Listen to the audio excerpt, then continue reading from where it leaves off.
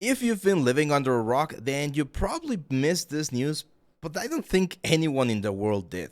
And of course, I'm talking about OpenAI and their newly released demo or feature about Sora, right? This video generating AI.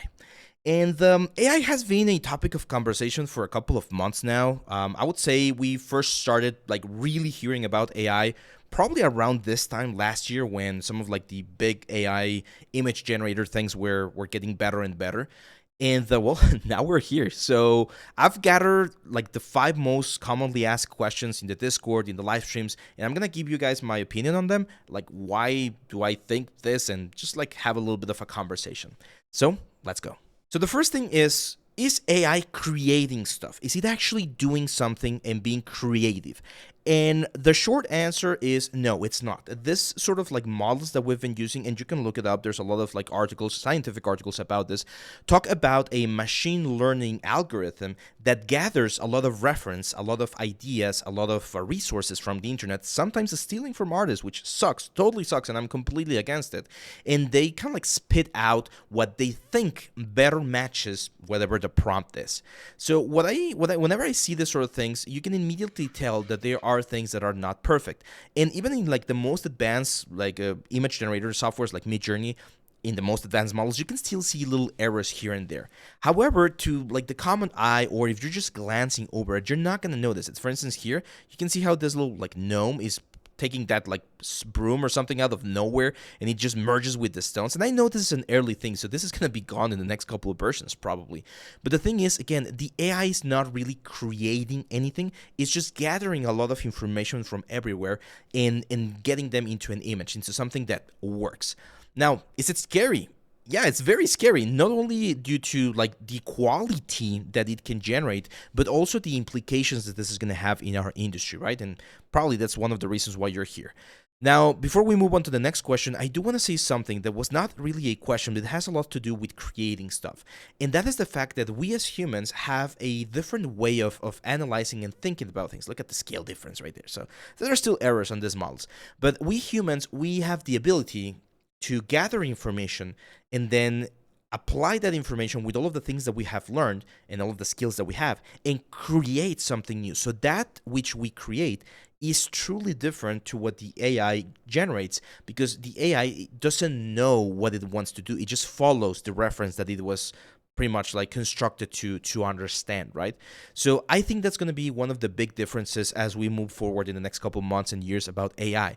Some people will definitely see this as a tool to quickly generate things, but it's not really going to be the same thing as creating something, because I do, and I might be a little bit optimistic or delusional about this, but I truly believe that all of these creations are lacking that sort of like soul. When an artist is doing an art piece, every single decision that he makes has a reason. It might be a technical reason, or artistic reason, a design reason, but there's always some sort of like rationality behind it. And in these models right here, there's not really a rationality. It's more about a conglomeration of things, right? Of ideas and just images in general. Now, the second question is, and this little guy right here is a perfect example of that, is AI going to take away jobs? Yes. The unfortunate truth, in my opinion about this, is that it will take out jobs.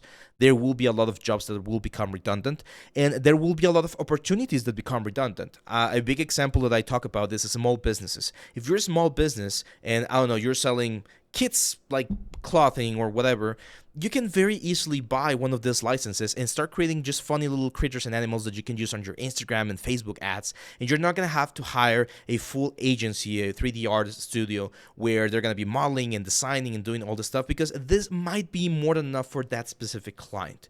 Now, I do believe that that doesn't mean that the big studios, the big guys, the big leagues, the big producers are going to rely on the what's the word, on AI. And one of the reasons why they won't be able to rely as much is because in the studio, and if you've worked on any like big project, you know about this. There's this thing called pixel, when the producers are like super adamant about changing every specific thing of the shot, of the model, of the textures or whatever.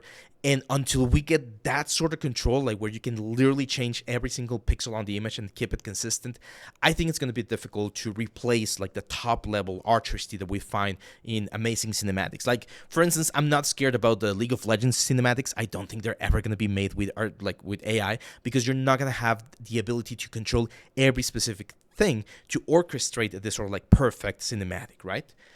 Now, is AI useful? That's another one of the big questions. Do we need AI? And I think the answer there is yes.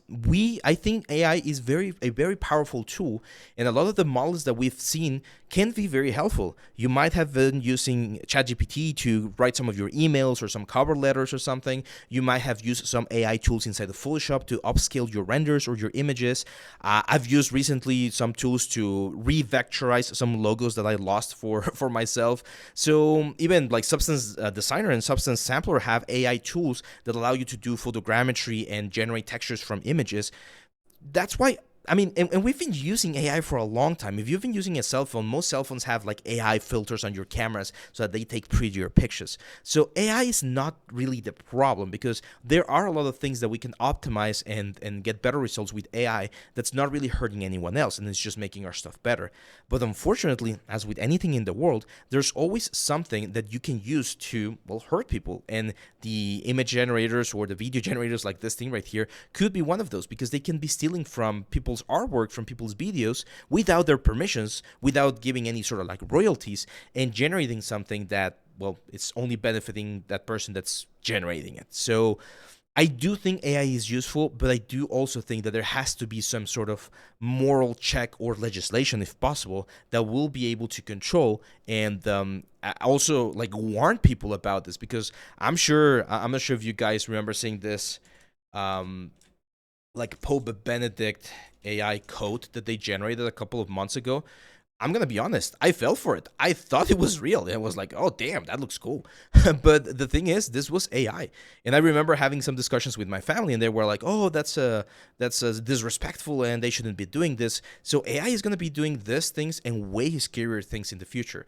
So even though it is going to be a useful tool, I also think that's going to be a very dangerous tool. And there has to be some sort of like protections. And the first ones that need to do those sort of protections is us. Like, we need to be very mindful and try to do the right thing whenever we're using these tools. Now, another question is like, is AI going away? Like, is there a way to get rid of it? Just like get it into a box and never talk about it? And again, unfortunately, the answer is no.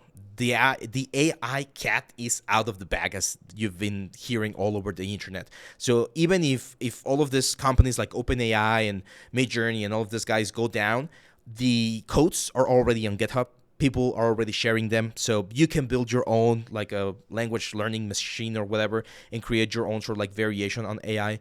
So unfortunately, this is not something that's going to go away. There's no way we can just like forget that this thing is out here.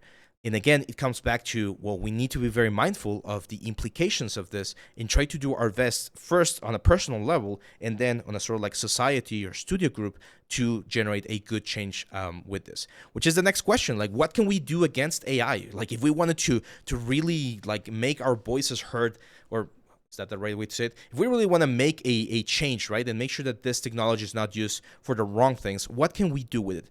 Legislation, of course, and that means that we need to pressure our politicians to make sure that there's some rules and some laws that give protection to both us as artists that are creating stuff, and to punish anyone who's using these tools in a wrong or in a bad way.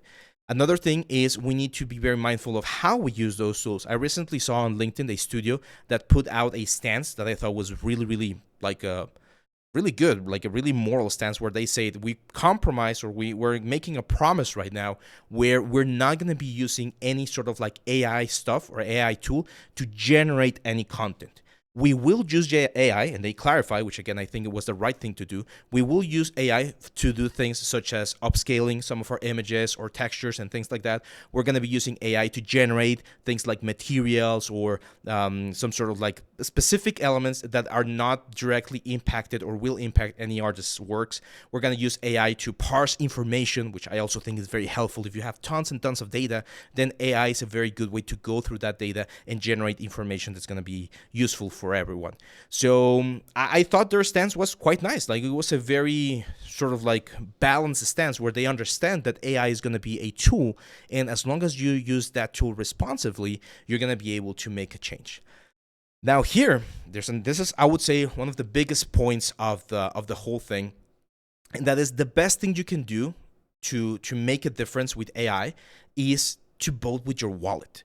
We understand, or I hope everyone understands, that all of these changes and all of this like progress that we're seeing in these technologies is made out of I'm not gonna say just greed, right? But there's a lot of money behind this, because if you can get to this point without having to hire more people, then of course this is gonna lower your costs and make your like final results usable.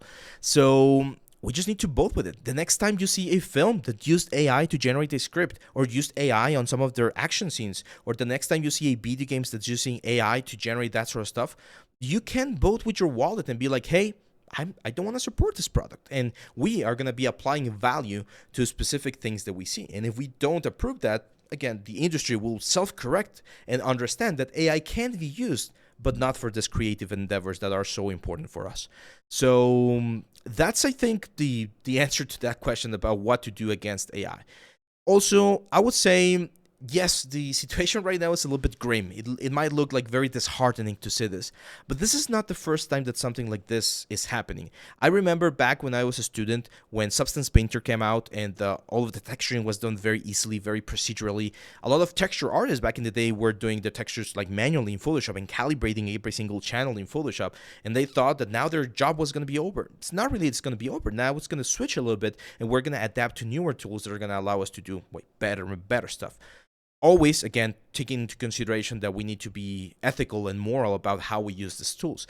But AI is not going anywhere. So it's good to be on the lookout on what AI can do, so that we can use it in the good positions and reject it on the bad things that we don't like.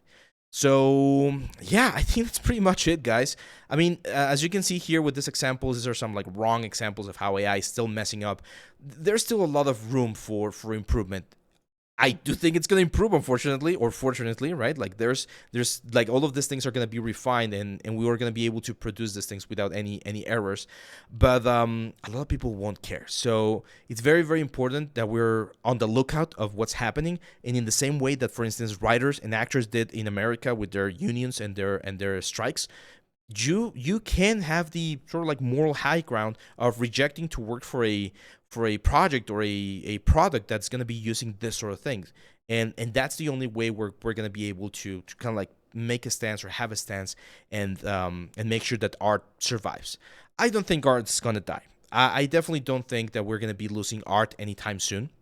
However, this is definitely one of those like critical points in how we move forward with our industry.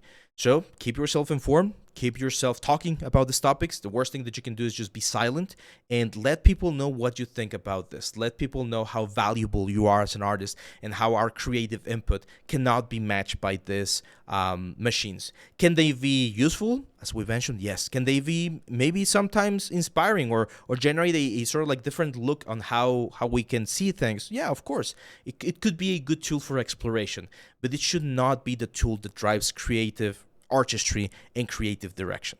So yeah, that's pretty much it, guys. I know this is a slightly different video to what we normally do. If you want to keep talking about this, then we're probably going to have more conversation during our live streams, which you can check out on Fridays.